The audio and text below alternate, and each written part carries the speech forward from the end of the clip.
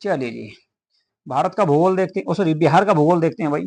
बिहार का इतिहास हम कंप्लीट कर चुके हैं, जिसमें हम प्राचीन बिहार, आधुनिक बिहार और मध्यकालीन बिहार, यानी कि तीनों पोर्शन बिहार के हम कंप्लीट कर चुके हैं और डिटेल में उनको पढ़ चुके हैं। अब हम लोग जो पढ़ेंगे, अब पढ़ेंगे बिहार का भूगोल। तो बिहार का भूगोल देखते हैं। देखो भाई, यदि आप लोगों ने हमारा यूट्यूब चैनल सब्सक्राइब नहीं किया है तो प्लीज हमारे यूट्यूब चैनल को सब्सक्राइब कर लो, और भाई वीडियो को लाइक और शेयर भी जरूर कर दिया करो। ठीक है जी। इसके अलावा ये पीडीएफ आपको प्राप्त होगी कहाँ पे? संसार अकेडमी टेलीग्राम चैनल पर। तो संसार अकेडमी टेलीग्राम चैनल को भी आप लोग ज्वाइन कर लें, वहां से आपको ये पीडीएफ प्राप्त हो जाएगी। चलिए जी, तो तीसरा पोर्शन रहेगा ये बिहार के भूगोल की बात करेंगे भाई। बिहार का भूगोल, बिहार के भूगोल की अगर हम बात करें तो बिहार भौगोलिक रूप से एक मैदानी राज्य है। यह गंगा के मैदानी क्षेत्र में बसा एक समृद्ध यानी कि संपन्न क्षेत्र है, और नेपाल की तराई क्षेत्र में विंध्यन पहाड़ी इसके दक्षिण में है, और धारवाड़ की चट्टान क्षेत्र तक इसका विस्तार हुआ है। यानी कुल मिलाकर ऊपर की अगर बात करें तो ऊपर आएगा कौन सा? शिवालिक हिमालय, या हिमालय का क्षेत्र है, या फिर नेपाल आपका देश इसके ऊपर बसा हुआ है। दक्षिण की बात करें तो दक्षिण में आपका विंध्यन की पहाड़ियां हैं और धारवाड़ क्रम की चट्टानें देखने को मिलती हैं झारखंड के आसपास। इसके अलावा कुछ एमपी का क्षेत्र आता है। इसके अलावा अगर इसकी बात करें पूरब की, तो पूरब में इसके कौन है भाई? पश्चिम बंगाल है, और आपका पश्चिम में इसके है क्या? उत्तर प्रदेश का क्षेत्र फैला हुआ है। तो बिहार का भौगोलिक विभाजन देखेंगे कि बिहार के भौगोलिक विभाजन में हमको क्या क्या पढ़ना है।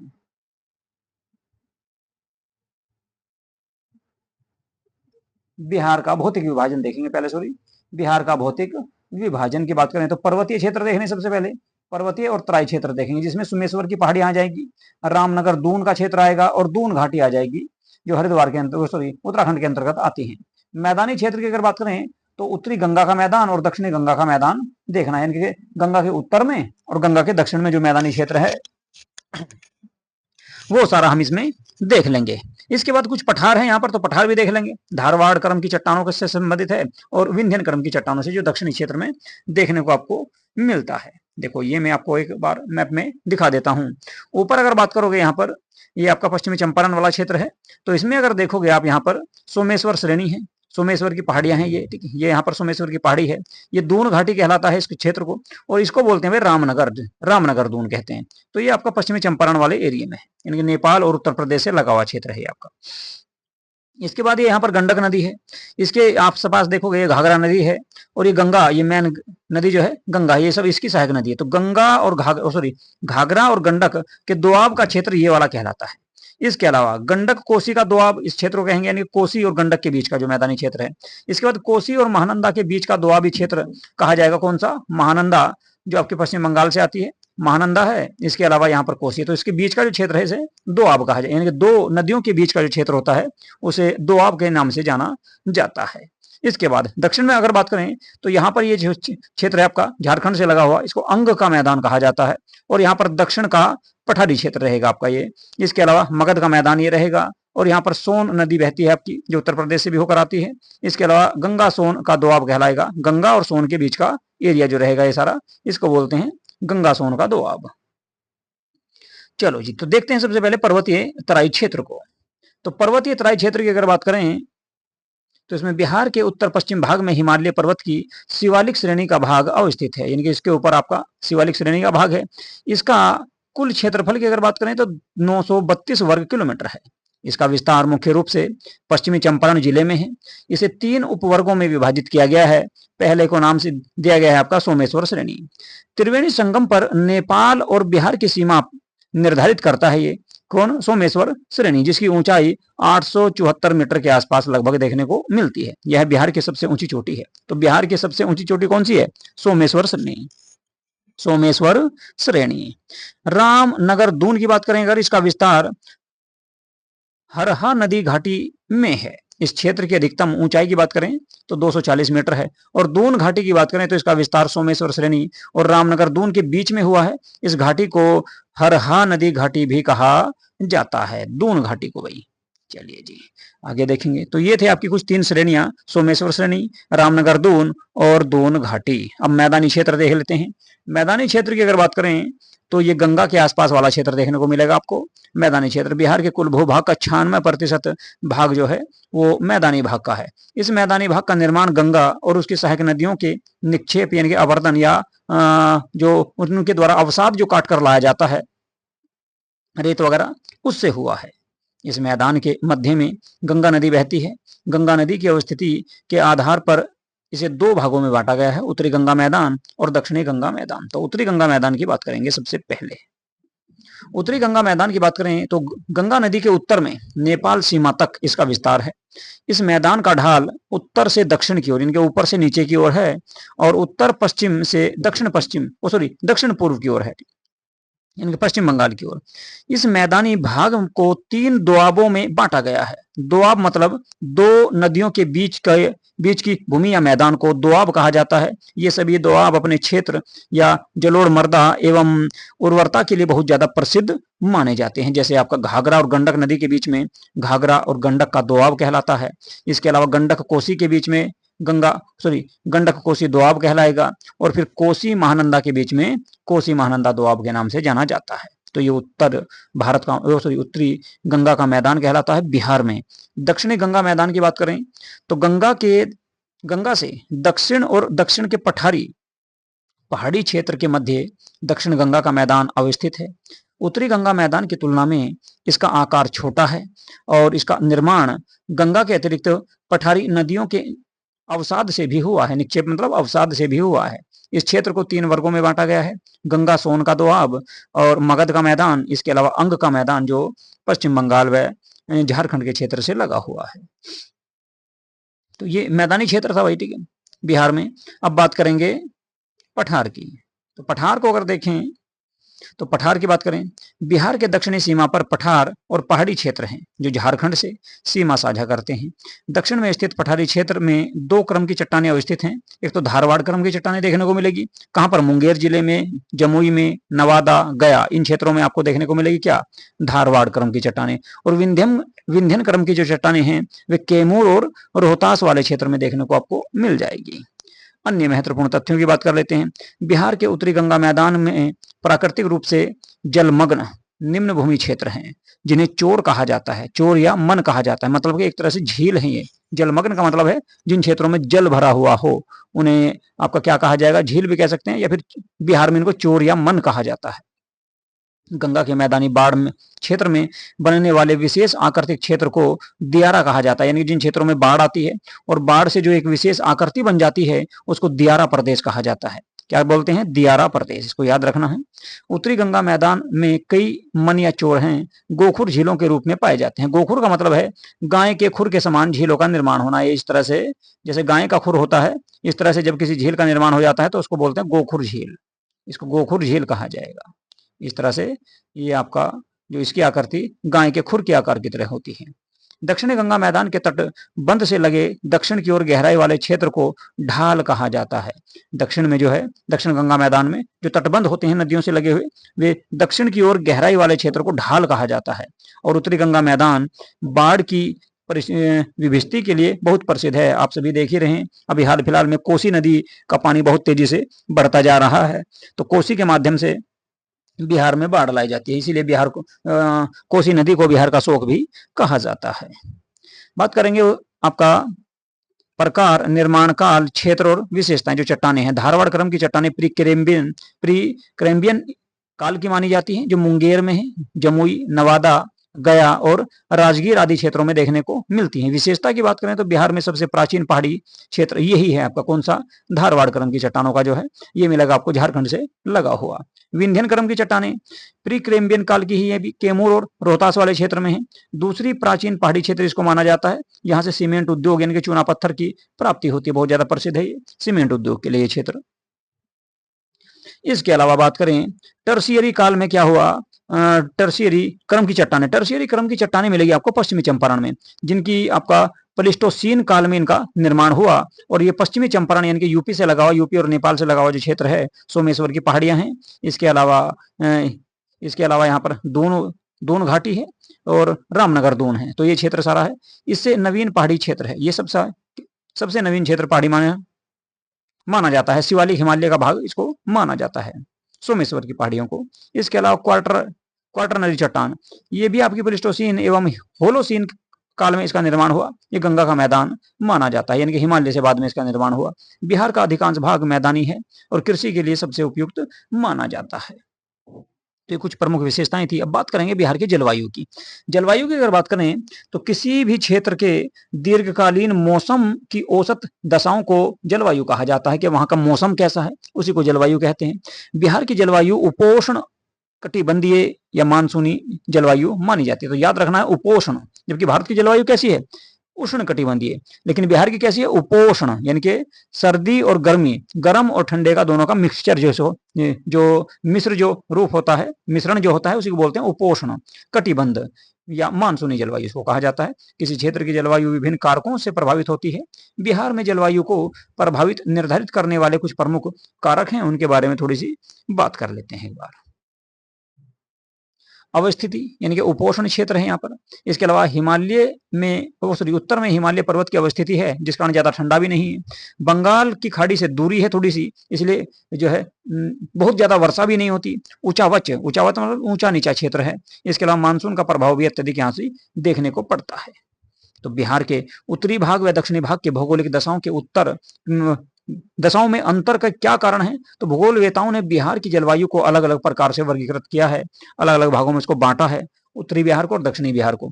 बात करें जलवायु की केपेन या कोपेन जलवायु। कोपेन जलवायु जो है उत्तरी बिहार और दक्षिणी बिहार दोनों में देखने को मिलती है। संकेतक दिया जाता है उत्तरी बिहार में CWG से और दक्षिणी बिहार में AW से दिया है। किसने, कोपेन ने। इसके अलावा ट्रीवार्था ने उत्तरी बिहार और दक्षिणी बिहार को दो भागों में बांटा, CAW और AW को। इसके अलावा थार्नवेट ने उत्तर पश्चिमी संकीर्ण क्षेत्र को CBW कह दिया और शेष बिहार को बोल दिया CAW। तो ये अलग अलग नाम उन्होंने दिए हैं। इस तरह से कभी एग्जाम में देखने को मिल जाता है कि कोपेन के अनुसार या कोपेन जलवायु जो है किस क्षेत्र में मिलेगी, तो उत्तरी बिहार में कौन सी है, CWG, दक्षिणी बिहार में AW है। ऐसे ही आपका त्रिवार्था जलवायु, ये आपकी उत्तरी बिहार में क्या बोलते हैं, इसको CAW से जो है निर्धारित करते हैं, संकेत देते हैं, और दक्षिणी बिहार में AW से संकेत देते हैं इसमें। इसके अलावा थार्नवेट की बात करें तो ये आपका उत्तरी पश्चिमी संकीर्ण क्षेत्र में CBW के नाम से इसको जाना जाता है। और अगर बात करें शेष बिहार की तो वहां पर CAW के नाम से इसको जाना जाता है। तो इस तरह से अलग अलग इसके नाम दिए गए हैं बिहार में। चलिए जी आगे देखेंगे। बिहार में सामान्यतः 3 ऋतु देखने को मिलती हैं। कौन कौन सी ऋतु रहेंगी उनके बारे में थोड़ी सी बात कर लेते हैं। तो सबसे पहले बात करेंगे ग्रीष्म ऋतु की। ग्रीष्म ऋतु ये आपकी गर्मियों में देखने को मिलती है, मार्च से जून के आसपास।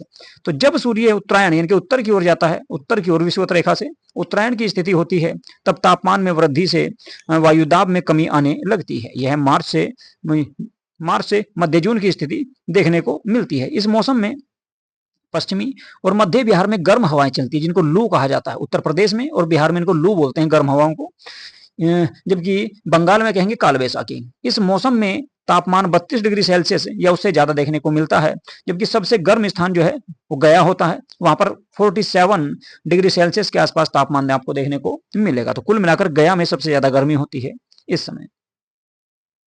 मानसून आने के पूर्व बिहार में बंगाल की खाड़ी से आने वाली उष्ण कटिबंधीय चक्रवातों के कारण वर्षा होती है, जिन्हें नार्वेस्टर या काल वैसाखी के नाम से जाना जाता है, जो पश्चिम बंगाल में वर्षा होती है और उसी के साथ साथ बिहार में भी होती है। बात करेंगे वर्षा ऋतु की। वर्षा ऋतु जो है आपका जून मध्य से स्टार्ट हो जाती है और अक्टूबर के मध्य या मध्य के बीच के समय को बिहार में वर्षा ऋतु के रूप में जाना जाता है, वर्षा काल के रूप में जाना जाता है। कब से, जून से लेकर और अक्टूबर के बीच का एरिया। तो बिहार में मानसून का प्रवेश मध्य जून के आसपास होता है और बिहार में जुलाई एवं अगस्त में सबसे ज्यादा वर्षा देखने को मिलती है, जुलाई और अगस्त में। अभी हाल फिलहाल में भी बहुत ज्यादा वर्षा हो रही है। आप अगर देखोगे तो बिहार क्या पूरे भारत में ही इस साल तो आपकी अभी देख रहे हैं आप लोग, पंजाब में बाढ़ आ चुकी है। तो पंजाब में भी बाढ़ आ रही है, क्योंकि कोसी और सतलज और व्यास नदी का पानी बहुत ज्यादा चढ़ गया है, जिस कारण उस क्षेत्र में आपकी बाढ़ आ रही होती है। इसके अलावा बिहार में आपका कोसी का पानी बहुत तेजी से चढ़ता जा रहा है, गंगा नदी का स्तर बढ़ता जा रहा है। दिल्ली के आसपास भी देखोगे आप तो यमुना का पानी बहुत तेजी से चढ़ रहा है। इस साल जो है बहुत ज्यादा वर्षा हो रही है। तो बिहार में औसत वार्षिक वर्षा की बात करें तो 112 सेंटीमीटर होती है। सबसे अधिक वर्षा किशनगंज, देखो ये याद रखना आपको, किशनगंज में 205 सेंटीमीटर वार्षिक वर्षा दर्ज की जाती है। जबकि सबसे कम वर्षा की बात करें तो औरंगाबाद में 101 सेंटीमीटर वार्षिक वर्षा दर्ज की जाती है। बात करेंगे बिहार में दक्षिणी पश्चिमी मानसून की बंगाल की खाड़ी शाखा से सबसे अधिक वर्षा होती है। बिहार में उत्तरी भाग अधिक वर्षा प्राप्त करता है, जो उत्तर वाला भाग है यानी कि ऊपर वाला गंगा के ऊपर वाला क्षेत्र, जिसके कारण उत्तरी बिहार बाढ़ से और दक्षिणी बिहार कुछ भाग सूखे से प्रभावित रहता है। तो ये था आपका वर्षा काल। इसके बाद शीत ऋतु की बात करते हैं, सर्दियों की। इसका काल मध्य अक्टूबर से लेकर और फरवरी के एंड तक चलता है। मानसून लौटने के साथ बिहार में शीत ऋतु का आरंभ हो जाता है, यानी कि सर्दियों का आगमन हो जाता है। बिहार में दिसंबर एवं जनवरी माह में सबसे ज्यादा ठंड पड़ती है और सबसे अधिक ठंडा जिला गया है आपका। सबसे ज्यादा सॉरी हाँ सबसे अधिक गर्म कौन सा रहेगा? सबसे अधिक वर्षा वाला सबसे अधिक वर्षा वाला क्षेत्र मैंने आपको बताया किशनगंज, लेकिन सबसे अधिक गर्मी वाला क्षेत्र भी गया होता है और सबसे ठंडा क्षेत्र भी गया ही आपको देखने को मिलेगा। सबसे ज्यादा सर्दी भी गया में ही होती है। दिसंबर जनवरी माह में भूमध्य सागर से आने वाली शीतोष्ण चक्रवात के कारण पश्चिमी और मध्य बिहार में हल्की वर्षा होती है। ये वर्षा रबी फसल के लिए, जिस समय गेहूं की आपकी जो है खेती की जाती है, तो उसके लिए बहुत अधिक लाभदायक होती है। अत्यधिक ठंड बिहार में रबी फसल के लिए काफी लाभदायक होती है, क्योंकि इस समय गेहूं और इसके अलावा सरसों आदि की खेती की जाती है। तो बिहार में कृषि जलवायु क्षेत्र अलग अलग बांटे गए हैं, उनके बारे में भी एक बार थोड़ा सा देख लेते हैं भाई। चलिए, जोन के हिसाब से बांटे गए। तो बिहार में कृषि की दशाओं एवं फसल वर्गीकरण के आधार पर कृषि जलवायु क्षेत्र को 3 वर्गों में विभाजित किया गया है। दक्षिणी बिहार के तीसरे वर्ग को 2 उपवर्गों में विभाजित किया गया है। कैसे, अब देखते हैं भाई। चलिए जी, उत्तर और दक्षिण में देखेंगे अब। तो सबसे पहले उत्तर में देख लेते हैं। उत्तर में अगर हम बात करें तो जोन 1, सबसे पहले एक जोन 1 बनाया गया है, जोन के हिसाब से बांटा गया, और जोन सेकंड थी। जोन 1 में आपका जो रहेगा, ये आपका इसमें पश्चिमी चंपारण, पूर्वी चंपारण, गोपालगंज, सीवान, सारण, वैशाली, मुजफ्फरपुर, समस्तीपुर, दरभंगा, मधुबनी, बेगूसराय तक का क्षेत्र इसमें आएगा। इसके अलावा शिवहर और सीतामढ़ी भी इसमें शामिल है। तो ये सारे जिले जो हैं ये आपके कहे में रहेंगे जोन 1 में। जोन सेकंड की बात करें, इसमें सुपौल से लेकर सुपौल, मधेपुरा, सहरसा, खगड़िया, इसके अलावा अंगरिया अररिया, पूर्णिया, कटिहार और किशनगंज वाला जो क्षेत्र है, जहां पर सबसे ज्यादा वर्षा होती है बिहार में, किशनगंज। ठीक है, तो इन क्षेत्रों में आपका क्या रहेगा, इसे जोन सेकंड का नाम दिया गया है। जोन थर्ड की अगर मैं बात करूं तो यह आ जाएगा झारखंड से लगा हुआ क्षेत्र। इसमें आपका भागलपुर, बांका, मुंगेर, जमुई, लखीसराय और शेखपुरा इसमें शामिल रहेगा। जोन थर्ड ए इसको कहा गया है। और जोन थर्ड बी जो बनाया गया है वो बनाया गया है आपका पटना है, इसके अलावा नालंदा है, नवादा, गया और जहानाबाद के साथ साथ अरवल, औरंगाबाद, रोहतास, कैमूर, बक्सर, भोजपुर का क्षेत्र इसमें शामिल किया गया है। तो इस तरह से 3 जोन में इसको बांटा गया है। एक बार फिर से देख लेते हैं कौन कौन से जिले हैं।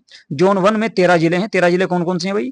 पश्चिमी चंपारण है, पूर्वी चंपारण है, शिवहर है, सीतामढ़ी, मधुबनी, गोपालगंज, सीवान, सारण, मुजफ्फरपुर, दरभंगा, वैशाली, समस्तीपुर के साथ बेगूसराय भी है। तो ये 13 जिले हैं आपके। सबसे अधिक जिले इसी में हैं, जोन 1 में ही। जोन सेकंड की बात करें तो केवल 8 जिले हैं इसमें। कौन कौन से हैं? सुपौल है, अररिया है, किशनगंज है, सहरसा है, कटिहार, खगड़िया, पूर्णिया और मधेपुरा इसमें शामिल हैं। जोन थर्ड ए में केवल 6 जिले हैं, भागलपुर, बांका, मुंगेर, जमुई, शेखपुरा और लखीसराय। जोन थर्ड बी में भी 11 जिले शामिल किए गए हैं। दूसरा सबसे बड़ा क्षेत्र है बक्सर, भोजपुर, पटना, अरवल, जहानाबाद, नालंदा, कैमूर, रोहतास, औरंगाबाद और गया के साथ साथ नवादा भी इसमें शामिल किया गया है। तो ये सारा क्षेत्र रहेगा जोन थर्ड बी में। विभिन्न कृषि जलवायु क्षेत्र की विशेषताओं को निम्नलिखित सारणी से भी आपको देखा जा सकता है। कौन कौन से क्षेत्र में कौन सी कृषि देखने को मिलती है, उसके बारे में थोड़ी सी एक बार बात कर लेते हैं, क्योंकि यहां से भी कभी कभी आपको क्वेश्चन देखने को मिल जाएगा भाई। जोन 1 उत्तर पश्चिमी क्षेत्र। जोन 1 में उत्तर पश्चिमी क्षेत्र आएगा, जो नेपाल और यूपी से लगा हुआ है। तो इस क्षेत्र में औसत वर्षा की बात करें तो 104 से लेकर 145 सेंटीमीटर तक देखने को मिलती है। यह क्षेत्र खादर मिट्टी का है। खादर यानी कि जिसको नवीन जलोढ़ मिट्टी के नाम से भी जाना जाता है। इसके अलावा यहाँ पर खेती कहाँ की जाती है, फसल कौन कौन सी होती है? तो यहाँ पर गन्ने की खेती बहुत बढ़िया होती है पश्चिमी चंपारण, पूर्वी चंपारण में। इसके अलावा धान यानी कि चावल, गेहूं, अरहर, मक्का आदि की खेती प्रमुख रूप से होती है। इसके अलावा सब्जियां भी इस क्षेत्र में बहुत ज्यादा की जाती है भाई। बात करें जोन सेकंड की, तो जोन सेकंड में अगर बात करें तो इसमें उत्तर पूर्वी क्षेत्र आएगा, यानी कि नेपाल और बंगाल से लगा हुआ क्षेत्र है। इस क्षेत्र में औसत वार्षिक वर्षा 120 से लेकर 140 सेंटीमीटर तक देखने को मिलती है। मुख्य फसल की बात करें तो जूट बहुत बढ़िया होता है यहाँ पर। धान, चाय, मक्का आदि की खेती इस क्षेत्र में की जाती है। और जोन थर्ड दक्षिणी क्षेत्र जो है, इस क्षेत्र में औसत वार्षिक वर्षा 95 से 115 सेंटीमीटर तक देखने को मिलती है। ये बांगर मिट्टी का, बांगर मिट्टी यानी कि पुरानी जलोढ़ मिट्टी का क्षेत्र है। यहाँ पर गेहूं, दाल, अरहर और चना आदि की खेती प्रमुख रूप से की जाती है। इसके अलावा तो ये थे कुछ भाई बिहार के आपके क्या, बिहार में आपका कृषि से संबंधित। अब देखेंगे बिहार में अपवाह, बिहार का अपवाह तंत्र। अपवाह तंत्र मतलब नदियां, बिहार की नदियां कौन कौन सी हैं, ठीक है। तो बिहार की नदियों की अगर हम बात करें तो बिहार अपवाह तंत्र की दृष्टि से एक समृद्ध राज्य है, क्योंकि यहाँ पर बहुत सारी नदियां, अनेक नदियां और उनकी सहायक नदियां, नदियों का जाल बिछा हुआ है बिहार में। इसी कारण बिहार में बाढ़ भी आती है। और इनकी सबसे प्रमुख नदी है गंगा। अपवाह तंत्र के आधार पर बिहार की नदियों को दो भागों में बांट सकते हैं, हिमालय की नदियां और पठारी नदियां, जो पठारी क्षेत्र से निकल कर आती है, झारखंड वाले क्षेत्र से। चलिए जी, तो हिमालय नदियों की अगर हम बात करें तो ये एक तो आपकी कैसी है, सदानेरा। सदानेरा मतलब हमेशा इसमें जल की मात्रा बनी रहती है, वर्ष भर जल प्रवाह इसमें होता है। पठारियों की बात करें तो ये वर्षा आधारित है, यानी कि वर्षा काल में इनमें पानी देखने को मिलेगा आपको। ये उत्तर से दक्षिण की ओर बहती है, यानी कि ऊपर से नीचे की ओर आएगी हिमालय से, और ये दक्षिण से उत्तर की ओर बहती है पठारी नदियां। ये नदियां पूर्ववर्ती होती हैं। पूर्ववर्ती नदी उनको कहा जाता है जो हिमालय से, हिमालय के निर्माण से पहले की हैं। ये नदियां अनुवर्ती, अनुवर्ती मतलब कि जो है आपकी जो है, जो किसी अवसाद के कारण बीच में बंद हो गई थी और फिर दोबारा से शुरू हुई थी, उनको अनुवर्ती नदियां कहते हैं। ये नदियां बड़े बड़े डेल्टा बनाती हैं, हिमालय वाली, और ये नदियां छोटे डेल्टा बनाती हैं जो पठार की नदियां हैं। ये मार्ग परिवर्तन और गोखुर झील बनाने में बहुत ज्यादा प्रमुख हैं, लेकिन ये सीधी गमन करने वाली नदियां, क्योंकि प्राचीन काल से बह रही।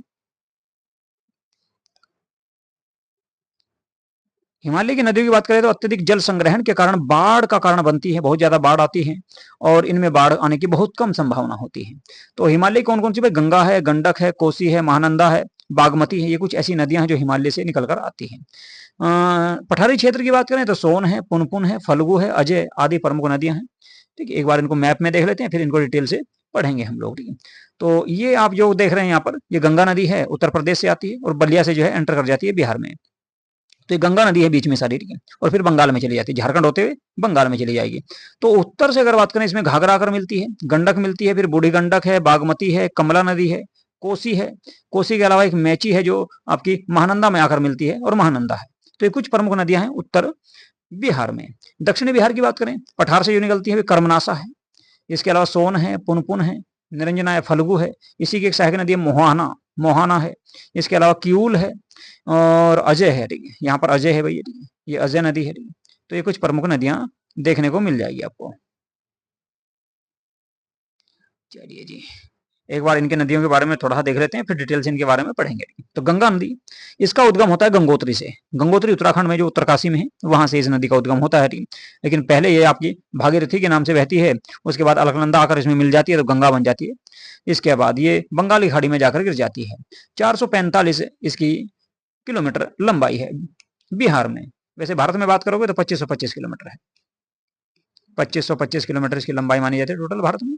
घाघरा की बात करें तो तिब्बत के क्षेत्र से निकलती है, और गंगा जो है ये गंगा में आकर मिलती है कहां पर, सारण जिले में, और 83 किलोमीटर इसकी लंबाई बिहार में है। गंडक की बात करें तो नेपाल से इसका उद्गम होता है, और ये गंगा नदी में सोनपुर में आकर मिलती है। 260 किलोमीटर इसका बिहार में क्षेत्र है। बूढ़ी गंडक की बात करें तो सोमेश्वर की पहाड़ियों से निकलती है, ये आपके पश्चिमी चंपारण, और गंगा नदी में जाकर मिल जाती है खगड़िया में, ठीक है, और 320 किलोमीटर इसकी लंबाई है जी। इसके अलावा बागमती की बात करें तो महाभारत श्रेणी नेपाल से निकलती है, और कोसी के पास में जाके मोहना बनाती है, यानी कि कोसी में जाकर मिल जाती है। 394 किलोमीटर इसकी लंबाई बिहार में देखने को मिलेगी। कमला नदी की बात करें तो महाभारत श्रेणी से ही निकलती है नेपाल से, और कोसी नदी में जाकर मिल जाती है। कोसी नदी की बात करें तो गोसाई स्थल है आपका, स्थान है आपका कहां पर, नेपाल में, वहां से निकलती है भाई। और गंगा या कुर्सेला गंगा नदी में जाकर मिल जाती है कहां पर, एक क्षेत्र है आपका, गांव है आपका कुर्सेला। कुर्सेला पड़ेगा कहां पर भाई, कटिहार में। 260 किलोमीटर के आसपास इसकी लंबाई है। बिहार का शोक भी इसको कहा जाता है, पढ़ेंगे इसके बारे में। महानंदा की बात करें तो पश्चिम बंगाल के दार्जिलिंग की जो पहाड़ियां हैं, वहां से इसका उद्गम होता है, और ये गंगा में जाकर मिल जाती है कहां पर, मालदा में। बिहार होते हुए फिर से पश्चिम बंगाल में चली जाती है। कर्मनाशा की बात करें, विंध्यन पहाड़ी से निकलती है, गंगा नदी में जाकर मिलती है चौसा में। सोन की बात करें तो अमरकंटक चोटी से निकलती है, मध्य प्रदेश में, अकाल की पहाड़ी, और ये आपकी दानापुर पड़ता है, पटना के पास में, गंगा नदी से जाकर मिल जाती है। पुनपुन की बात करें तो झारखंड से निकलती है पलामू से, और गंगा नदी में जाकर मिल जाती है फतुहा, जो आपका पटना के पास मिलता है, वहां पर जाकर गंगा नदी से मिल जाती है। अब बात करेंगे फल्गु या निरंजना नदी, छोटा नागपुर पठार से निकलती है और पुनपुन नदी के साथ गंगा में मिल जाती है। तो कुल मिलाकर इसी को आपका कहा जाता है, वो सॉरी, गौतम बुद्ध को इसी नदी के किनारे ज्ञान की प्राप्ति हुई थी भाई, बोध गया में। अजय की बात करें तो जमुई से निकलती है, जमुई से निकलेगी और गंगा में जाकर मिल जाती है पश्चिम बंगाल में। किऊल की बात करें तो ये हजारीबाग पठार झारखंड से निकलती है और गंगा में जाकर मिल जाएगी लखीसराय से। सकरी नदी ये छोटा नागपुर पठार से निकलेगी और क्यूल नदी के साथ में गंगा नदी में मिल जाती है। कुल मिलाकर क्यूल की सहायक नदी है। तो ये कुछ प्रमुख नदियां थी, इनके उद्गम स्थल, इनकी लंबाई, इनका क्षेत्र मैंने आपको बताया, आप डिटेल्स इनके बारे में देख लेते हैं। कुछ प्रमुख नदियों के बारे में सबसे पहले बात करेंगे भाई गंगा के बारे में। गंगा नदी उत्तराखंड के गंगोत्री ग्लेशियर से निकलती है। इसकी लंबाई की बात करें तो 2525 किलोमीटर पहले ही बता चुका हूं, जिसमें बिहार में इसकी लंबाई 445 किलोमीटर आपको देखने को मिल जाएगी। देवप्रयाग में अलकनंदा और भागीरथी, ये मान लो ये यहाँ से आपकी भागीरथी आई, इधर से अलकनंदा आई, दोनों का मिलने, दोनों यहाँ पर आकर मिली, कहाँ पर, प्रयागराज में, तो सॉरी देव प्रयाग में, इसको देव प्रयाग के नाम से जाना जाता है। तो इस क्षेत्र में जब आकर ये मिलती है तो यहीं से इसको गंगा नदी के नाम से जाना जाता है। गंगा नदी बिहार की सबसे प्रमुख नदी या प्रवाह तंत्र के आधार पर इसको माना जाता है, क्योंकि सबसे बड़ी नदी यही है बिहार की, बिहार के लगभग 20 से होकर बहती है। गंगा नदी बिहार में बक्सर जिले में चौसा के समीप से प्रवेश करती है यूपी के बाद, और कटिहार व भागलपुर से सीमा बनाती हुई बिहार से बाहर पश्चिम बंगाल में चली जाती है। इस दौरान गंगा नदी में कितने जिले आएंगे बिहार के भाई, 12 जिले, ये याद रखने आपको, बिहार के 12 जिलों से होकर बहती है गंगा नदी। तो गंगा नदी बिहार के कितने जिलों से होकर बहेगी, 12, और यूपी के 28 जिलों से। चलिए जी, बिहार में अगर गंगा नदी की बात करें सबसे ज्यादा लंबाई जो है वो कहां पर है, तो पटना जिले में है। गंगा की सहायक नदियों की बात करें तो घाघरा है, गंडक है, बूढ़ी गंडक है, इसके अलावा कोसी, सोन, पुनपुन आदि इसकी कुछ प्रमुख सहायक नदियां हैं। बिहार में गंगा से मिलती हैं, जबकि महानंदा और अजय बिहार से बाहर गंगा नदी में मिलती है, इनके पश्चिम बंगाल में जाकर मिलती है। बांग्लादेश में गंगा नदी को पद्मा नदी के नाम से जाना जाता है, और अंत में जाकर ये बंगाल की खाड़ी में अपना जल गिरा देती है। तो ये गंगा नदी की कहानी होगी। बात करेंगे घाघरा नदी की, यह मानसरोवर तिब्बत के पास से निकलती है भाई। मानसरोवर झील है आपकी कहां पर, तिब्बत में, चीन में, तो वहां से इसका उद्गम होता है घाघरा नदी का, और बिहार के सीवान में ये प्रवेश करती है, सीवान से, क्योंकि इससे पहले ये यूपी से होकर बहती है घाघरा। उत्तर प्रदेश और बिहार की सीमा का निर्धारण करते हुए सारण में गंगा नदी से जाकर ये मिल जाती है। अन्य नाम की बात करें इसको, इसी का मैदानी भाग में, यानी कि कुल मिलाकर अयोध्या में, अयोध्या के बाद इसका नाम देखने को मिल जाएगा यूपी में क्या, सरयू, और इसी को आपका गोगरा या करनाली नेपाल में कहा जाता है इसको, ये भी नाम इसके देखने को मिल जाएंगे घाघरा के। इसकी सहायक नदियों की बात करें तो राप्ती है, इसके अलावा छोटी गंडक, शारदा, भेरी और सेती आदि इसकी सहायक नदियां हैं। तो सहायक नदियों को देख लो एक बार, राप्ती है, छोटी गंडक है, शारदा है, भेरी है और सेती है। अब बात करेंगे गंडक नदी की घाघरा के बाद। गंडक नदी को नारायणी नदी के नाम से भी जाना जाता है मैदानी क्षेत्रों में, नेपाल में। सप्त गंडकी भी इसको कहा जाता है, और शालिग्रामी है या शालिग्राम का पत्थर पाया जाता है इसको, तो शालिग्रामी भी कहा जाता है, कहां पर, नेपाल में। गंडक की मुख्य शाखा धौलागिरी और अन्नापूर्णा जो श्रेणी है के को पार करते समय गार्ज बनाती है, एक गहरी खाई बनाती है, खाई मतलब गार्ज बनाती है, और बिहार के भैंसा लोटन यानी कि पश्चिमी चंपारण में ये प्रवेश करती है नेपाल के बाद गंडक नदी। यह उत्तर प्रदेश और बिहार के बीच में लगभग 45 किलोमीटर दूर तक बहती है, यानी कि सीमा का निर्धारण करती है। इसकी सहायक नदियों की बात करें तो काली गंडक है, त्रिशूली है, बूढ़ी गंडक, ये सब इसकी सहायक नदियां हैं। इसमें मिलने वाले गोल गोल पत्थरों को शालिग्राम पत्थर कहा जाता है, जिनका बहुत महत्व है, ठीक है, जिनको पूजा भी जाता है नेपाल के क्षेत्र में। चलिए बात करेंगे बूढ़ी गंडक की। सोमेश्वर श्रेणी के पश्चिमी भाग से निकलकर पश्चिमी चंपारण, पूर्वी चंपारण और मुजफ्फरपुर के साथ साथ समस्तीपुर और बेगूसराय जिलों से बहते हुए अंत में खगड़िया जिले में जाकर ये गंगा नदी से मिल जाती है, इसी को बूढ़ी गंडक कहा जाता है। इसके अन्य नाम की बात करें तो सिकरहना भी इसको कहा जाता है ऊपरी भाग में। इसकी सहायक नदियों की बात करें तो मसान है, बालोर है, किऊर है, धनोती, ये कुछ इसकी प्रमुख सहायक नदियां हैं, मसान, बालोर, तिऊर, धनोती। क्योंकि सहायक नदियों से ज्यादा क्वेश्चन पूछता है तो इसको याद रखना है आपको। बात करेंगे बागमती की। बागमती नदी की बात करें तो यह नेपाल में हिमालय के महाभारत श्रेणी से निकलती है और बिहार में सीतामढ़ी जिले में प्रवेश करती है और अंत में जाकर गंगा नदी में विलीन हो जाती है। जी, पहले यह बूढ़ी गंडक में मिलती थी, लेकिन अब कमला नदी से मिलकर कोसी नदी में मिल जाती है। तो कुल मिलाकर पहले ये आपकी बूढ़ी गंडक से मिलती थी, लेकिन अब इसने अपना रास्ता चेंज कर लिया है बागमती ने। अब एक पहले कमला नदी से मिलती है और कमला नदी कोसी नदी से मिल जाती है। इसकी सहायक नदियों की बात करें तो लाल बकिया है, दखनदेई है, लखनदेई लखनदेई है और मनोहरा है। इसके साथ साथ अधवारा और विष्णुमती भी इसकी सहायक नदियां हैं, छोटी छोटी नदियां हैं जो नेपाल से आती है। नेपाल में इस नदी के तट पर काठमांडू और पशुपतिनाथ का मंदिर स्थित है। कौन सी पर भाई? तो आपकी जो बागमती नदी है, काठमांडू शहर जो नेपाल में है, और पशुपतिनाथ का जो मंदिर है वो इसी नदी के तट पर स्थित है। कभी एग्जाम में आए तो याद रखना आपको। अब बात करेंगे कोसी नदी की। बिहार का शोक इसको कहा जाता है भाई। नेपाल के उत्तर पूर्व में स्थित गोसाई स्थान से इस नदी का उद्गम होता है। इसे नेपाल में सप्तकोशिकी के नाम से जाना जाता है, क्योंकि 7 धाराओं के मिलने से इसका निर्माण होता है, क्योंकि 7 धाराओं के मिलने से ये बहती है। कोसी नदी बिहार के सुपौल जिले में प्रवेश करती है नेपाल के बाद, और कुर्सेला से, जो कुर्सेला नामक स्थान है, गंगा नदी में मिल जाती है, विलीन हो जाती है। कोसी नदी अपने मार्ग परिवर्तन और बाढ़ के लिए बहुत कुख्यात है, इसीलिए इसे बिहार का शोक या बिहार का अभिशाप भी कहा जाता है। इसकी सहायक नदियों की बात करें तो अरुण है, तिमोर, लिखू, दूध कोसी, तामा कोसी, इंद्रावती, सुन कोमली, इसके अलावा कमला, ये सब इसी में आकर मिल जाती है कोसी में, और कोसी जाकर मिल जाएगी किसमें? गंगा। बात करेंगे महानंदा की। महानंदा की अगर मैं बात करूं तो यह पश्चिम बंगाल के दार्जिलिंग जिले की पहाड़ियों से निकलकर किशनगंज, पूर्णिया और कटिहार होते हुए फिर से पश्चिम बंगाल में मालदा में जाकर गंगा नदी से मिल जाती है। यह उत्तर बिहार की सबसे पूर्वी नदी इसको माना जाता है, उत्तरी बिहार में।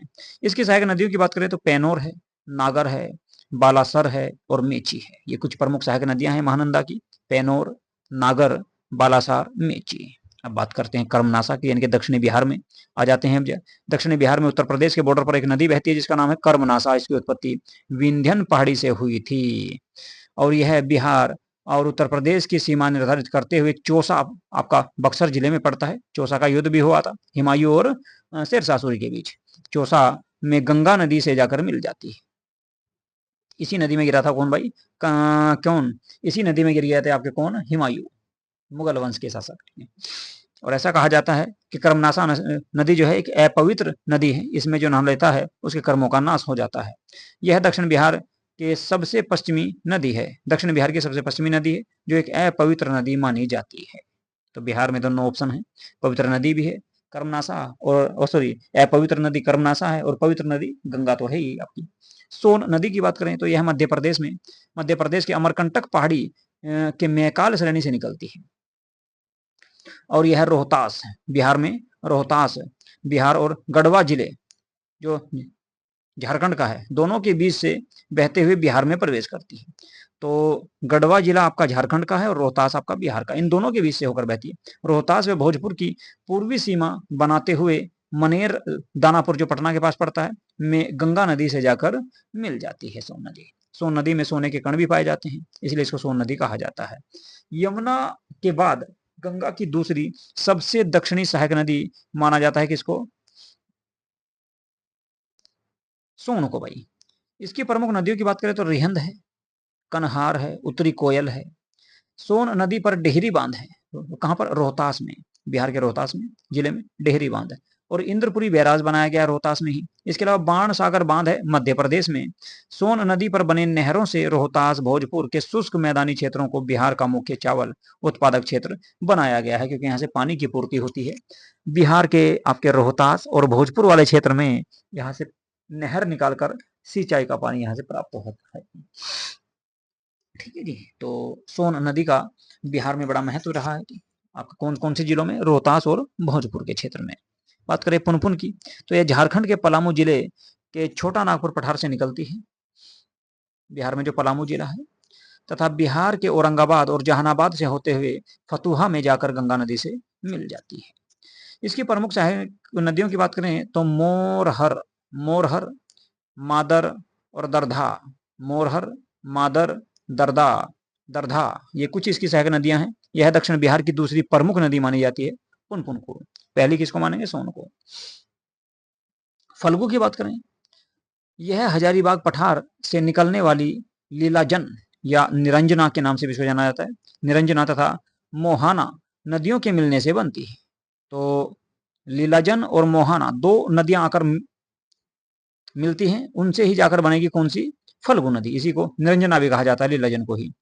अंत में गया होते हुए पुनपुन नदी में जाकर हाँ मिल जाती है, और पुनपुन जाकर मिलेगी किसमें? गंगा नदी में। तो गंगा की उपनदी है या सहायक नदी है।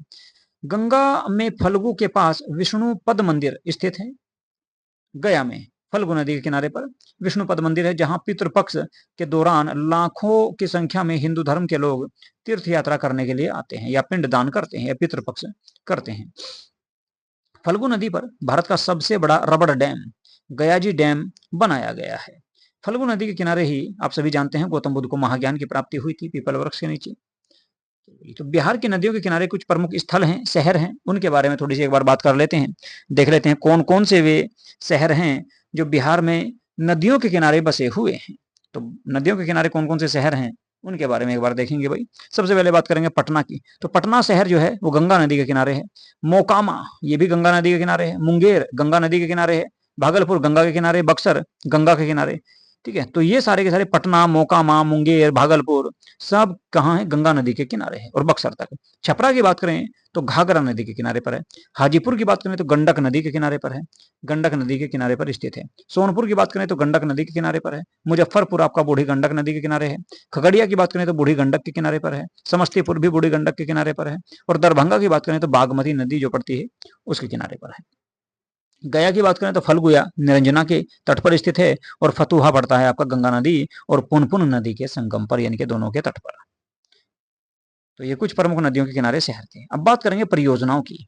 तो बिहार में नदी घाटी परियोजनाएं भी स्थित हैं, उनके बारे में देख लेते हैं। ठीक है जी, चलिए। तो जल प्रबंधन के उद्देश्य से बिहार में 3 बहुउद्देशीय परियोजनाओं का निर्माण किया गया है, यानी कि बांध बनाए गए हैं। और परियोजनाओं में बाढ़ नियंत्रण और सिंचाई प्रबंधन तथा जल संरक्षण और पर्यटन, परिवहन, ऊर्जा उत्पादन आदि को लक्षित किया जाता है। सबका ध्यान रखा जाता है कि इनसे बाढ़ का नियंत्रण होगा, सिंचाई की जाएगी और जल की पूर्ति होगी शहरों में। इसके अलावा घूमने के लिए लोग आएंगे, परिवहन होगा, और ऊर्जा यानी कि बिजली भी यहाँ से बनाई जाती है। बिहार की बहुउद्देशीय परियोजनाएं एक तो सोन नदी पर है, दूसरी गंडक पर मिलेगी, और तीसरी कोसी पर मिलेगी भाई। सॉरी, सोन बहुउद्देशीय परियोजना की बात करेंगे सबसे पहले, क्योंकि सबसे प्रमुख परियोजना यही है बिहार की। सोन नदी परियोजना का निर्माण 1874 ईस्वी में डेहरी, रोहतास में किया गया था।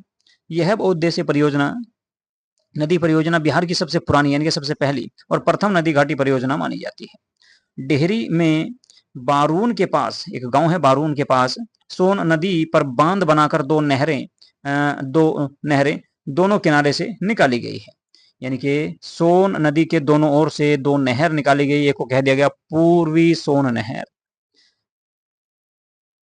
ये मान लो ये इस तरह से जो है सोन जारी है, तो इधर जो रहेगी ये रहेगी पूर्वी सोन नहर, इधर रहेगी पश्चिमी सोन नहर। तो इस नहर को औरंगाबाद, गया, जहानाबाद, अरवल और पटना तक सिंचाई की जाती है इससे। जबकि पश्चिमी जो नहर है, पश्चिमी सोन नहर, इस नहर से रोहतास, कैमूर, बक्सर, भोजपुर आदि क्षेत्रों में सिंचाई की जाएगी। सोन नहर पर 2 जल विद्युत परियोजनाएं हैं। एक को बोलते हैं डेहरी जल विद्युत केंद्र, यहाँ से 6.6 मेगावाट, तथा बारून जल विद्युत केंद्र जो है यहाँ से 3.3 मेगावाट बिजली का उत्पादन होता है। तो डेहरी जल विद्युत केंद्र है और एक है बारून जल विद्युत केंद्र। अब बात करेंगे गंडक की।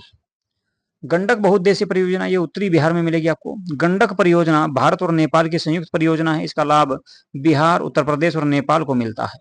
गंडक परियोजना के लिए 1559 ईस्वी में नेपाल के साथ एक समझौता किया गया, और इस परियोजना का कार्य 1960 ईस्वी में पूरा हुआ था। इस परियोजना के अंतर्गत भारत नेपाल की सीमा पर भैंसा लोटन नामक स्थान है आपका, वहां पर गंडक नदी पर एक बांध बनाया गया। बांध का निर्माण कर जलाशय का निर्माण किया गया, एक तालाब भी बनाया गया, जलाशय जिसको कहा गया। यह बैराज या बांध वाल्मीकि नगर के पास त्रिवेणी संगम के पास निर्मित है। वाल्मीकि नगर पड़ता है त्रिवेणी संगम नेपाल के बॉर्डर पर, वहां पर यह स्थित है। गंडक परियोजना के में जलाशय से पूर्व और पश्चिम की ओर नहर निकाली गई, यानी कि दोनों ओर इसमें नहर निकाली गई, पूर्व की ओर भी और पश्चिम की ओर भी। पूर्वी गंडक नहर और दूसरी को बोलते हैं पश्चिमी गंडक नहर।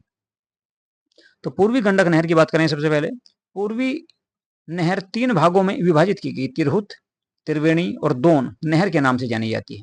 यानी कि जो पूर्वी नहर है उसे 3 छोटी-छोटी नहर निकाली गई, तिरहुत नहर, त्रिवेणी नहर और दोन नहर के नाम से इनको जाना जाता है।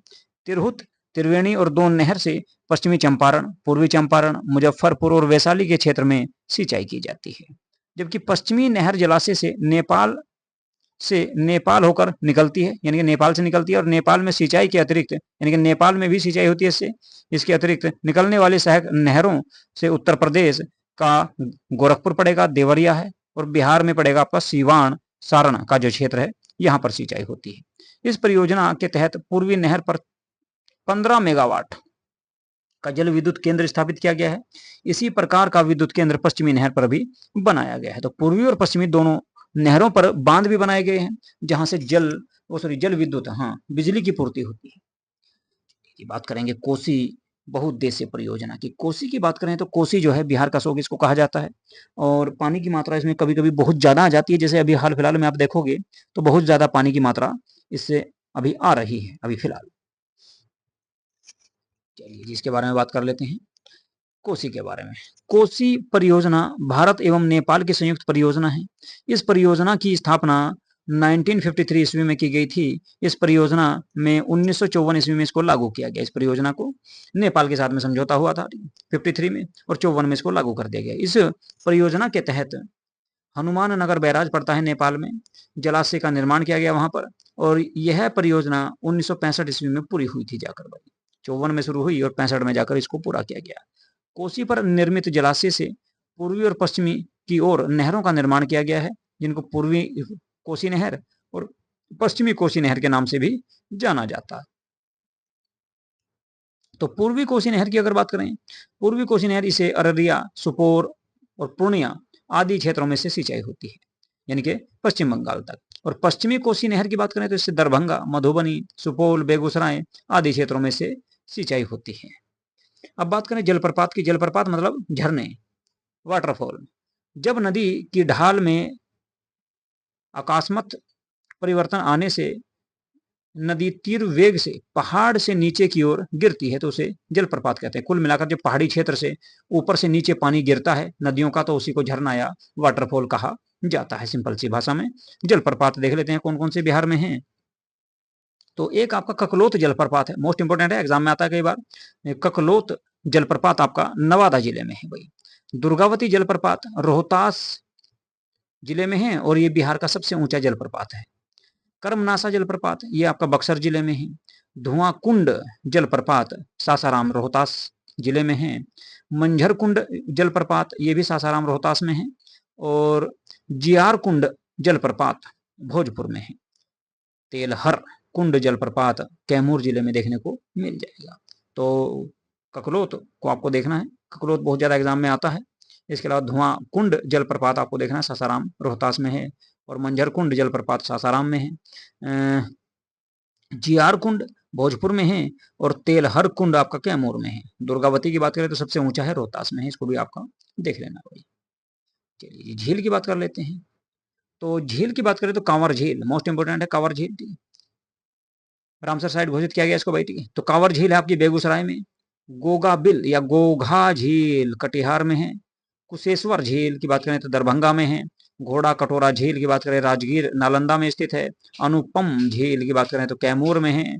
और सिमरी झील सहरसा में है। तो एक बार फिर से मैं आपको इनको रिवीजन करा देता हूँ बेटी। जगतपुर झील आपकी भागलपुर में है, और मोती झील आपकी मोतिहारी में है, पूर्वी चंपारण में। तो कांवर झील बेगूसराय, गोगाविल झील कटिहार, कुशेश्वर झील दरभंगा, घोड़ा कटोरा झील राजगीर नालंदा में है। अनुपम झील को भी देख लेना भाई, कैमूर में है। सिमरी झील सहरसा में है। जगतपुर झील भागलपुर में, और मोती झील मोतिहारी जो पूर्वी चंपारण में पड़ेगा वहां पर स्थित है। इसके अलावा सरैया मन बेतिया में है, ये पश्चिमी चंपारण में है। और पिपरा मन ये आपका मोतिहारी पूर्वी चंपारण में है, ठीक है। तो बिहार की कुछ प्रमुख नहर भी है, ये झील देखी हमने, अब नहर देख लेते हैं। चलो जी नहर के बारे में बात करेंगे भाई।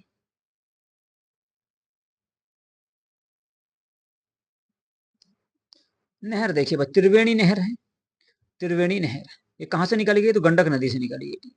इसके अलावा तिरहुत नहर है, ये भी गंडक नदी से निकाली गई, और दोन, ये भी गंडक नदी से निकाली गई। तो ये पूर्वी चंपारण और पश्चिमी चंपारण, इसके अलावा मुजफ्फरपुर और वैशाली का जो क्षेत्र है वहां पर इनसे सिंचाई की जाती है, लाभ उनको होता है। ठीक है, इसके बाद बात करें पूर्वी कोसी की, तो पूर्वी कोसी कोसी नदी से निकाली गई। अररिया, सुपौल और पूर्णिया का क्षेत्र इससे सिंचित होता है या उनको लाभ होता है। पश्चिमी कोसी की बात करें तो ये भी कोसी से निकली है, तो दरभंगा, मधुबनी और सुपौल के क्षेत्र में इनसे सिंचाई होती है या इनको लाभ होता है। राजपुर नहर की बात करें तो कोसी नदी से निकाली गई। सहरसा, मधेपुरा और बेगूसराय जो का जो क्षेत्र है आपका पश्चिम बंगाल के बॉर्डर पर, तो इन क्षेत्रों में से लाभ होता है। पूर्वी सोन की बात करें तो सोन नदी से निकाली गई। औरंगाबाद, जहानाबाद, पटना, गया और अरवल के क्षेत्र में लाभ होता है। और पश्चिमी सोन की बात करें तो रोहतास, भोजपुर, कैमूर और बक्सर जिलों को इससे लाभ होता है। तो नाम याद रखने आपको किनके भाई, त्रिवेणी, तिरहुत और दून के, क्योंकि गंडक नदी से है और इनके नाम भी अलग हैं थोड़े। बाकी के तो जो है कोसी नदी से निकाली गई और कोसी की ही शाख नदी है के नाम से उनके नाम रखे गए। अब बात करें बिहार में कुछ गर्म जलकुंड है। गर्म यानी कि गर्म पानी के जलकुंड को कहा जाता है जो ताजे पानी के होते हैं। ताजे पानी के जलकुंडों को ही गर्म जलकुंड के नाम से जाना जाता है। तो राजगीर में है भाई आपके कुछ आपके, जिसका नाम है ब्रह्मा कुंड। ब्रह्मा कुंड ये बिहार का सबसे गर्म जलकुंड है।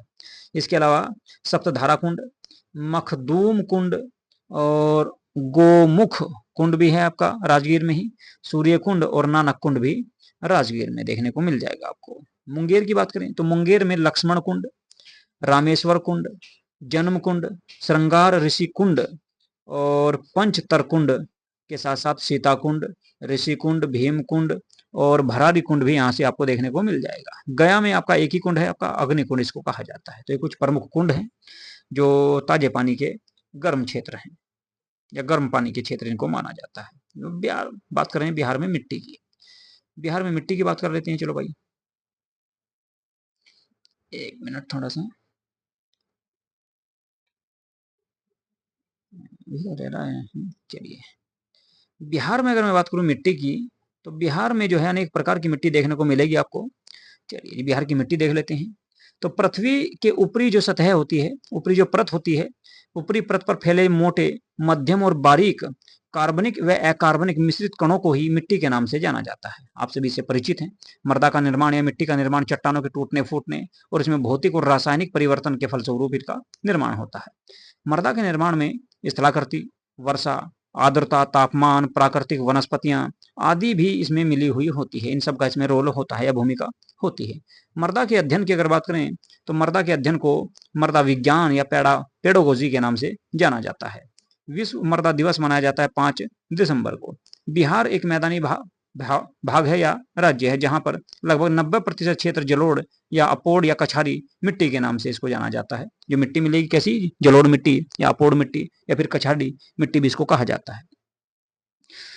बिहार में एक मिनट, जलोढ़ मिट्टी भी कहा जाता है इसको, और इसी को भाई दोमड़ भी कहते हैं। कैसी, दोमड़, दोमड़ मिट्टी के नाम से भी इसको जाना जाता है।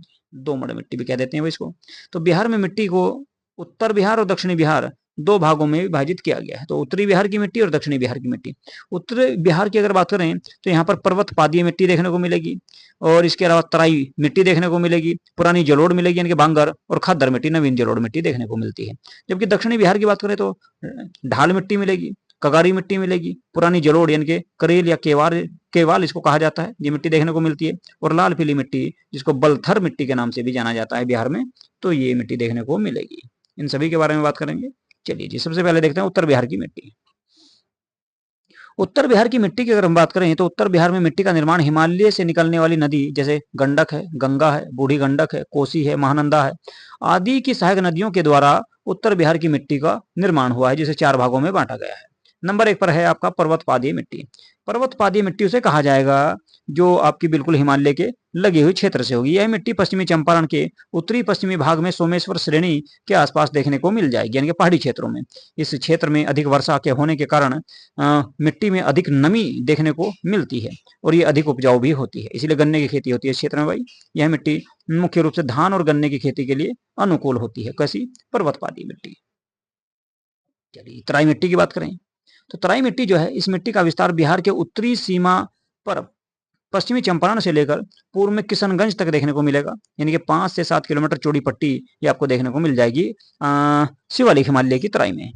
इस मिट्टी में कहीं कहीं कंकड़, रेत की मात्रा देखने को पाई जाती है अधिक, और कई जगहों पर ये दलदली भूमि का भी विकास इस क्षेत्र में हुआ है, क्योंकि पानी के कारण। इस मिट्टी में हल्के भूरे या पीले रंग की होती है ये, और मिट्टी में धान, पटसन, गन्ने आदि की खेती बहुत अच्छी तरीके से की जा सकती है तराई के क्षेत्र में। लेकिन तराई मिट्टी जो होती है इसे बीमारी का गढ़ भी कहते हैं, क्योंकि नमी रहती है, नमी होती है तो मच्छर इसमें उत्पन्न हो जाते हैं और बीमारी फैलाते हैं।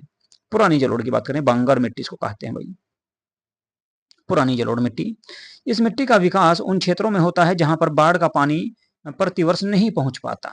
इस मिट्टी का विस्तार मुख्य रूप से घाघरा गंडक दोआब के क्षेत्र में है, और बूढ़ी गंडक के पश्चिमी भाग वाले क्षेत्र में भी ये देखने को मिल जाएगी। इसका विस्तार पूर्णिया, सहरसा, दरभंगा, मुजफ्फरपुर आदि क्षेत्रों में भी देखने को मिलेगा। इस मृदा में चूना और पोटास की अधिकता ज्यादा देखने को मिलती है। फास्फोरस, नाइट्रोजन की कमी इसमें देखने को मिलेगी, तो नाइट्रोजन और फास्फोरस की तो कमी मिलेगी बांगर मिट्टी में, लेकिन चूना और पोटास की मात्रा ज्यादा मिलेगी। इसकी प्रकृति क्षारीय होती है, इसको क्षारीय मिट्टी भी कहा जाता है। इसमें मुख्य रूप से धान, गेहूं, मक्का, तंबाकू, गन्ना आदि की खेती बहुत अच्छी तरीके से की जाती है बांगर मिट्टी में। बात करें नवीन जलोढ़ या खदर मिट्टी की। नदियों द्वारा प्रतिवर्ष लाए गए अवसादों से खादर मिट्टी का निर्माण होता है, यानी कि बाढ़ के माध्यम से जो मिट्टी ऊपर से हिमालय के क्षेत्र से लाई जाती है और उसको लाकर बिछा देती है, उसी को खादर मिट्टी कहते हैं। इस मिट्टी का विस्तार गंगा, गंडक, बूढ़ी गंडक, कोसी, महानंदा की निचली घाटियों वाले क्षेत्र में हुआ है, जहां पर बाढ़ का पानी चढ़ता है। इस मिट्टी का रंग गहरा भूरा होता है और इसमें बालू और चीका की प्रधानता देखने को मिलती है, चिकनाई मिलती है, लेकिन ये चिकनी मिट्टी होती है थोड़ी सी। इस मिट्टी में नाइट्रोजन की कमी होती है और यह मिट्टी अत्यधिक उर्वर यानी कि उपजाऊ होती है, जिसमें पर्याप्त सिंचाई होने पर धान, गेहूं, जूट, मक्का आदि की खेती बहुत अच्छी तरीके से होती है। अब बात करें, ये थी आपकी उत्तर बिहार की मिट्टी भाई। अब दक्षिणी बिहार की मिट्टी देख लेते हैं एक बार। दक्षिणी बिहार की मिट्टी की अगर मैं बात करूं तो दक्षिणी बिहार की मिट्टी में की मिट्टी का विस्तार गंगा नदी और छोटा नागपुर पठार के मध्य वाले क्षेत्र में है। मिट्टी की संरचना के आधार पर दक्षिण बिहार की मिट्टी को भी 4 भागों में विभाजित किया गया है। सबसे पहले बात करेंगे ढाल मिट्टी की। ढाल मिट्टी की अगर बात करूं तो ढाल निम्न भूमि का क्षेत्र होता है जो वर्षा ऋतु में जल प्लावित रहता है। या ढाल मिट्टी का विस्तार लगभग गंगा के दक्षिणी तट पर बक्सर से भागलपुर के क्षेत्र में हुआ है। 8 से 10 किलोमीटर चौड़ी ये पट्टी देखने को मिलेगी गंगा के किनारे किनारे। यह मिट्टी मोटे कण वाली, धूसर रंग एवं भारी मिट्टी होती है। इस मिट्टी में रबी की फसलें बहुत अच्छी होती है और दलहन उत्पादन के लिए भी ये बहुत अधिक प्रसिद्ध है। बात करें कगारी मिट्टी की। कगारी मिट्टी जो है गंगा नदी के दक्षिण तट पर एवं सोन व फल्गु और पुनपुन, इसके अलावा क्यूल नदियों के किनारे इस मिट्टी का विस्तार बहुत अधिक हुआ है। इसकी उर्वरता शक्ति बहुत कमजोर होती है। यह मिट्टी मोटे अनाज, सब्जी के उत्पादन के लिए सबसे अधिक जानी जाती है। इस मिट्टी में उगाई जाने वाली फसलों की बात करें तो मक्का है, सरसों है, मिर्च है और जितनी भी सब्जियां होती हैं, पालक, ठीक है, पालक से लेकर आपका करेले, लौकी वगैरह यानी कि सब्जियां कुल मिलाकर सारी इसमें देखने को मिल जाएगी। बात करें पुरानी जलोढ़ की, तो पुरानी जलोढ़ मिट्टी जो है इसको करेल या केवाल के नाम से भी जाना जाता है। करेल या केवाल के नाम से भी जानते हैं, और बिहार के क्षेत्र में इसको करेल या कवेल कहते हैं और पुरानी जलोढ़ भी इसको कहा जाता है। यह मिट्टी का विस्तार बक्सर, उत्तरी गया, पटना, नालंदा, मुंगेर से भागलपुर तक हुआ है। इस मिट्टी की उर्वरता शक्ति बहुत अधिक है। इसमें जल सोखने की क्षमता भी अधिक होती है। इस मिट्टी का रंग गहरा भूरा, पीला या हल्का होता है। इस मिट्टी में उगाई जाने वाली प्रमुख फसलों की बात करें तो मक्का है, धान है, बाजरा है, आलू है, अरहर है, गेहूं आदि की खेती बिहार में की जाती है भाई। लाल पीली मिट्टी को जिसे बिहार में बलथर मिट्टी के नाम से जाना जाता है, बलथर मिट्टी इसको कहा जाता है। पश्चिम में कैमूर श्रेणी के निकट से पूर्व में राजमहल की उच्च भूमि तक 8 से 15 किलोमीटर चौड़ी ये पट्टी देखने को मिल जाएगी आपको, जिसे लाल पीली मिट्टी कहा जाता है। यह मिट्टी जमुई, मुंगेर, खड़गपुर पहाड़ी क्षेत्रों में, इसके अलावा बांका, नवादा, औरंगाबाद, बांका, नवादा, औरंगाबाद के क्षेत्र, पठारी जो क्षेत्र है वहां भी देखने को मिल जाएगी। इस मिट्टी में रेत और कंकड़ की बहुलता होती है। इसकी उर्वरता शक्ति काफी कम होती है, बहुत कम इसमें आपकी कृषि की जाती है। इस मिट्टी में जल संग्रहण की क्षमता भी बहुत कम होती है, रेतीली मिट्टी होती है। लोह तत्व की प्रधानता के कारण यह लाल रंग की होती है, लोहे के कण पाए जाते हैं इसमें। इसकी प्रकृति अम्लीय होती है, जिस कारण इस मिट्टी में मक्का, ज्वार, बाजरा, अरहर, मोटे अनाज, इसके अलावा कुछ मसालों की खेती भी की जा सकती है, चाय वगैरह भी हो जाती है इस खेत में, इन जो है इन क्षेत्रों में, ठीक है। तो ये कुछ थी आपकी मिट्टियां भाई। अब बात अन्य महत्वपूर्ण बात कर लेते हैं कुछ थोड़ी सी। लाल बलुआ मिट्टी कैमूर रोहतास के पहाड़ी क्षेत्रों में पाई जाएगी। लाल बलुआ मिट्टी कैमूर और रोहतास के क्षेत्र में। लाल मिट्टी में बालू और लेटराइट मिट्टी में अंश भी पाए, सॉरी, लेटराइट मिट्टी के अंश भी पाए जाते हैं। तो इस मिट्टी में, कौन सी में, लाल बलुई मिट्टी में, इसमें बालू यानी कि रेत के कण भी पाए जाएंगे और लेटराइट मिट्टी के अंश भी इसमें देखने को मिलते हैं। इस मिट्टी में मुख्य रूप से ज्वार, बाजरा, मक्का, मोटे अनाज आदि कुछ उपजाए जाते हैं। तो ये थी भाई बिहार के में प्राप्त होने वाली कुछ मिट्टियां। अब मिट्टी के अलावा आप देख लेते हैं वन और वन्य जीव। वन और वन्य जीव के बारे में भी बात करेंगे। बिहार में जो वन है, इसके अलावा जो वन्य जीव हैं, उन सब के बारे में भी एक बार बात कर लेते हैं। चलिए तो करते हैं शुरू। देखते हैं बिहार में वन और वन्य जीवों के बारे में बात करेंगे। तो बिहार की अगर बात करें तो बिहार एक मानसूनी प्रदेश है और यहाँ मुख्य रूप से मानसूनी पर्णपाती वन देखने को आपको मिल जाएंगे। पर्णपाती मतलब जो पत्ते गिरा देते हैं। पर्णपाती वनों को उनकी विशिष्टता के आधार पर दो भागों में बांटा गया है। नंबर 1 पर कह सकते हैं आर्द्र पर्णपाती वन और नंबर 2 पर कहा जाएगा शुष्क पर्णपाती वन। तो आर्द्र पर्णपाती वन और शुष्क, आर्द्र मतलब कि जो सर्दियों में होंगे, ठीक है, बरसात के मौसम में होंगे, और शुष्क वे होंगे जहां पर वर्षा नहीं होगी। तो आर्द्र पर्णपाती वन वे वन हैं जहां पर वर्षा औसतन 120 सेंटीमीटर से लेकर 120 सेंटीमीटर या उससे अधिक देखने को मिलती है। उन्हें कहा जाएगा आर्द्र पर्णपाती, जहां पर वर्षा ज्यादा होगी। तो बिहार में आर्द्र पर्णपाती वन की बात करें तो किशनगंज, पश्चिमी चंपारण, वाल्मीकि नगर का जो क्षेत्र है और नेपाल के सीमावर्ती क्षेत्रों में देखने को मिल जाएंगे, क्योंकि उत्तर बिहार में ज्यादा वर्षा होती है। ऐसे वनों में साल, सेलम, जामुन का पेड़ है, सागवान आदि के वृक्ष देखने को मिलते हैं। इसके अतिरिक्त इन वनों में सवाई घास, हाथी घास, नरकट बेत आदि प्रकार की झाड़ियां भी देखने को मिल जाती हैं। तो ये रहेंगे सारे कैसे, आर्द्र पर्णपाती वन। बात करें शुष्क पर्णपाती वन की, तो ये वन उन क्षेत्रों में पाए जाते हैं जहां पर वर्षा बहुत कम होती है, यानी कि 120 सेंटीमीटर से कम देखने को मिलेगी। तो बिहार के अधिकांश भागों में इसी प्रकार के वन देखने को मिलेंगे। ये वन मुख्य रूप से कैमूर की पहाड़ी, मुंगेर, जमुई, बांका आदि क्षेत्रों में देखने को मिलते हैं। इन वनों में शीशम की पेड़, अमलतास, साल का पेड़, खेरा, महुआ, पलास, जामुन, बांस आदि के पेड़ भी देखने को मिल जाएंगे भाई। ठीक है जी। चलिए इसके अलावा और देखते हैं। अब बात करेंगे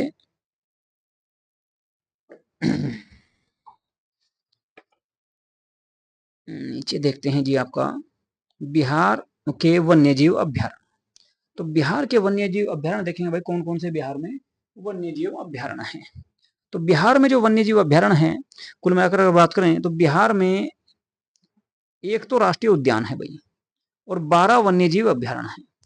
तो एक राष्ट्रीय उद्यान कौन सा उसके बारे में देख लेंगे और वन्यजीव अभ्यारण्य कौन कौन से उनको भी देखेंगे। तो वाल्मीकि नगर राष्ट्रीय उद्यान है, ये पश्चिमी चंपारण जिले में पड़ता है। याद रखना आपको, यह बिहार का एकमात्र राष्ट्रीय उद्यान है। इसमें बिहार के सबसे घने वन पाए जाते हैं। इसके अलावा भीम बांध एवं वन्यजीव अभ्यारण्य ये मुंगेर में है। 681 वर्ग किलोमीटर क्षेत्र में फैला हुआ है।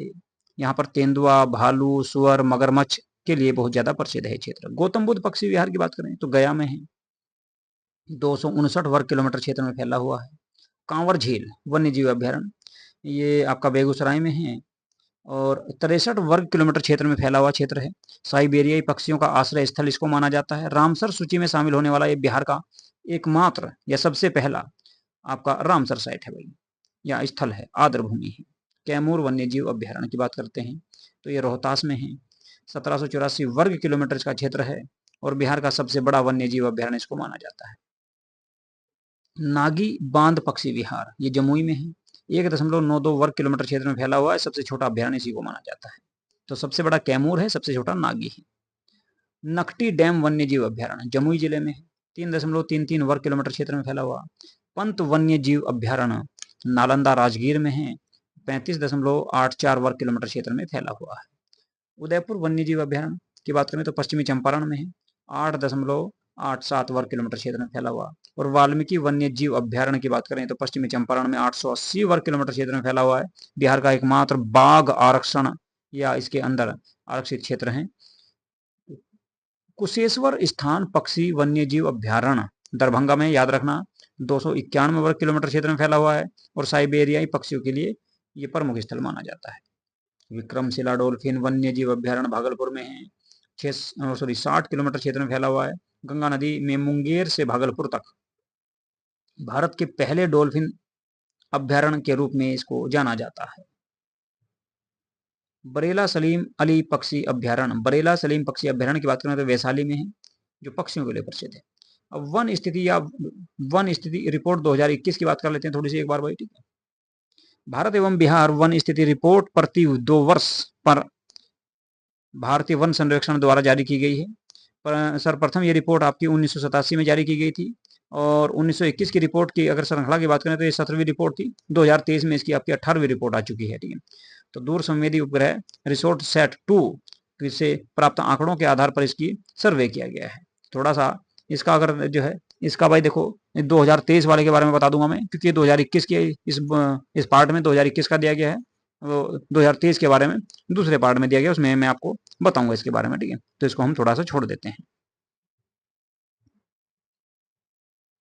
चलिए आगे देखेंगे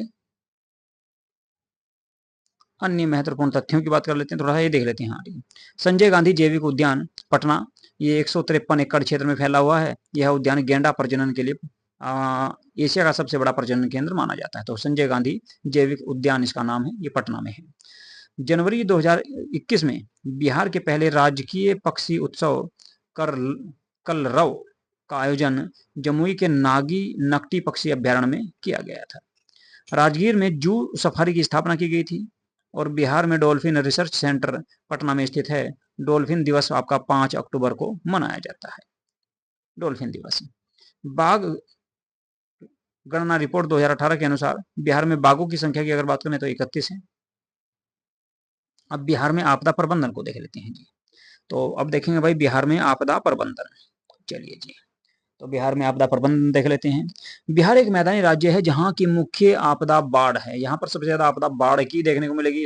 इसके अलावा अगर बात करें तो सूखा भी पड़ जाता है, कभी कभी भूकंप भी आ जाते हैं, चक्रवात और लू भी आपको देखने को मिल जाएगी। तो आपदा के प्रकार अगर कभी यहाँ से पूछ ले तो एक तो बाढ़ रहेगा सबसे प्रमुख, इसके अलावा सूखा भी पड़ जाता है, भूकंप आ जाते हैं, चक्रवात है, लू आदि की है। तो बाढ़ के बारे में देखेंगे। बिहार के 38 जिलों में से 28 जिलों में 28 जिले ऐसे हैं जो बाढ़ प्रभावित हैं। 28 जिलों में 15 सबसे अत्यधिक बाढ़ प्रभावित हैं और 13 कम बाढ़ प्रभावित क्षेत्र देखने को मिलते हैं। तो अत्यधिक भी देख लेंगे और सबसे कम भी, यानी कि सबसे ज्यादा बाढ़ कहां पर आती है। तो बाढ़ का अत्यधिक प्रभाव उत्तर बिहार में देखा जाता है। बिहार का बाढ़ग्रस्त क्षेत्र की अगर बात करें तो कुल बाढ़ का जो है 16.5% क्षेत्र है। अत्यधिक बाढ़ प्रभावित क्षेत्र 15 जिले हैं। पूर्वी चंपारण, मुजफ्फरपुर, वैशाली, सीतामढ़ी, शिवहर, दरभंगा, मधुबनी, समस्तीपुर, सहरसा, सुपौल, मधेपुरा, खगड़िया, बेगूसराय, भागलपुर और कटिहार का जो क्षेत्र है ये सबसे ज्यादा अत्यधिक बाढ़ प्रभावित क्षेत्र माना जाता है। और कम बाढ़ प्रभावित क्षेत्र कौन सा भाई? 13 जिले हैं। पश्चिमी चंपारण है, सारण है, सीवान है, गोपालगंज है, पूर्णिया है, किशनगंज है, पटना है, नवादा है, ओ सॉरी नालंदा है, भोजपुर है, बक्सर है, लखीसराय और शेखपुरा। इनमें भी बाढ़ आती है, लेकिन यहाँ पर कम बाढ़ आती है देखने को मिलती है। बाढ़ आने के कारण क्या है? बिहार में वर्षा ऋतु के 2 माह में अत्यधिक वर्षा होती है, सबसे ज्यादा वर्षा होती है। कब? अगस्त और सितंबर में, लेकिन या जून सॉरी जुलाई अगस्त में, लेकिन अब की बार क्या हो रहा कि आपका अगस्त और सितंबर, अब सितंबर लग रहा है, इससे पहले अगस्त था, तो अगस्त और सितंबर में ज्यादा वर्षा देखने को मिल रही है। उत्तर बिहार की नदियों में वर्षा ऋतु में अत्यधिक जल प्रवाह होता है, ये भी कारण है। बिहार में जल प्रबंधन का अभाव है, बांध वगैरह बहुत कम है, नहरें बहुत कम बना रखी, तटबंधों का टूटना, जल संग्रहण क्षेत्र में मानव का प्रसार ये भी बहुत ज्यादा है। दूसरा फिर समतल मैदानी क्षेत्र है। कैसा है भाई? समतल मैदानी क्षेत्र है, जिस कारण यहाँ से जो है पानी का फैलाव बहुत तेजी से होता है। दूसरी आपदा देखेंगे सूखा, मानसून की अनिश्चितता और जल के अवैज्ञानिक दोहन के कारण सूखा की स्थिति भी उत्पन्न होती है। बिहार का लगभग 20% क्षेत्र ऐसा है जो सूखे से प्रभावित है। सूखे से प्रभावित होने के कारण बिहार के कई जिले हैं, औरंगाबाद, गया, नवादा, रोहतास, कैमूर और मुंगेर का जो क्षेत्र है यहाँ पर आपका सूखा देखने को मिलता है। सूखा नियंत्रण के अत्यधिक सिंचाई पद्धति जैसे टपक सिंचाई, फव्वारा सिंचाई आदि का प्रयोग करके और नहरों का निर्माण करके भी इसका प्रबंध किया जा सकता है, लेकिन बिहार में इसकी कोई ज्यादा अभी पर इस पर कोई ज्यादा ध्यान नहीं दिया गया है।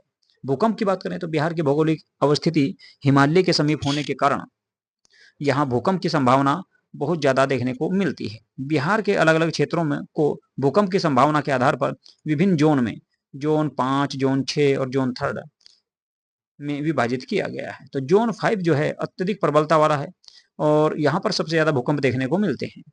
जैसे आपका किशनगंज है, सहरसा है, सुपौल है, मधेपुरा है, अररिया है, सीतामढ़ी है, दरभंगा है, मधुबनी, यानी कुल मिलाकर उत्तरी बिहार का जो क्षेत्र है और वो भी आपका नेपाल सॉरी पश्चिम बंगाल के एरिया, ठीक है, पश्चिम बंगाल और नेपाल का जो एरिया है उन क्षेत्रों में ज्यादा आपके भूकंप के प्रभाव देखने को मिलते हैं।